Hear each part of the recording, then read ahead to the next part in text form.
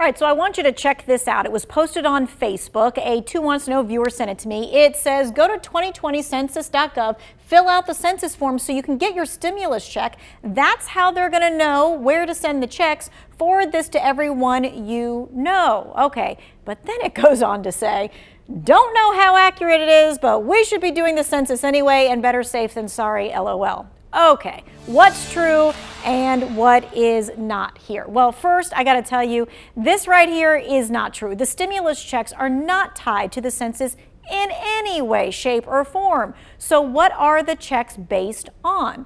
Well, according to Yahoo Finance, the checks will be tied to your tax returns, and many other people are saying the very same thing. If you've already filed for your 2019 taxes, the stimulus check will be based on that return. If you haven't filed your taxes this year, and remember, they're not due now until July 15th, then the stimulus checks will be tied to your 2018 tax return. The stimulus money will either be direct deposited into your bank account with the info from your tax return, or you're going to get a check mailed to you. Either way, you should be getting a notice in the mail indicating the method of payment, the amount of the payment, and a number to call if you do not receive it.